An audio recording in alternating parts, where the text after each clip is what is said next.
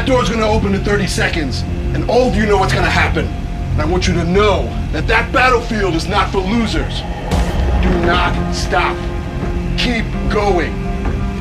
Fight until there is nothing left. Everything you have, you must give it. If you can do it, you will be a hero. You will be a champion. โอเคไหมอ่ะ ผู้ที่รอดคนสุดท้ายคือผู้ชนะ พูดกับใครฮะ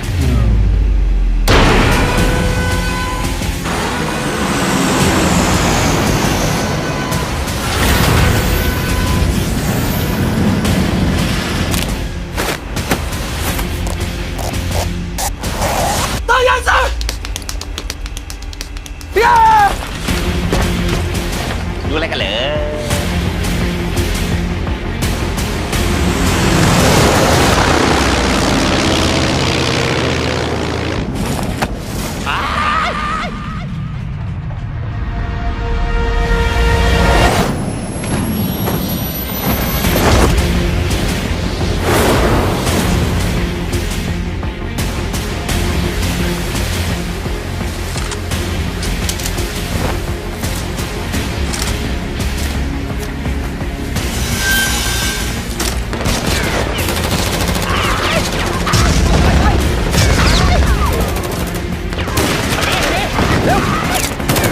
ไปแล้วเกมในปุ่มยิงมันกดตรงไหนวะ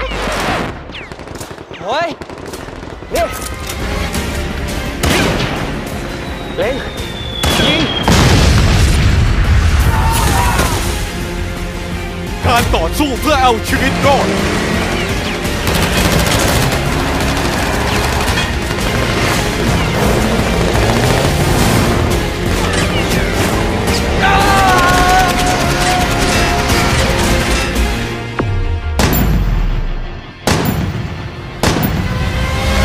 ของ100 ชีวิตแอดออกมาแย่งชิงของมาให้ได้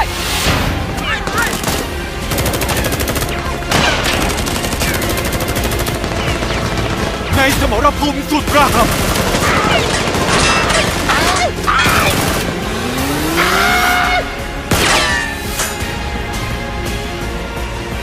คนสุดท้ายที่รอดชีวิต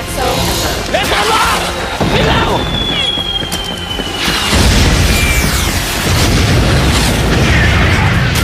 ผู้ชนะ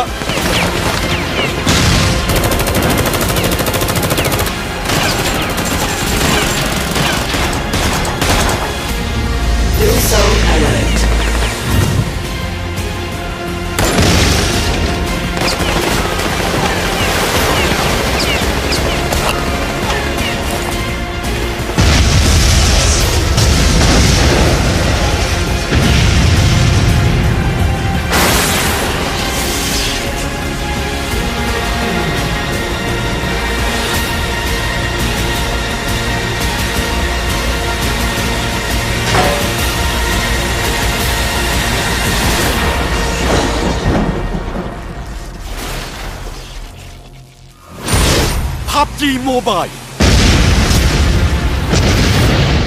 สมรภูมิเดือดในมือคุณดาวน์โหลดได้แล้ววันนี้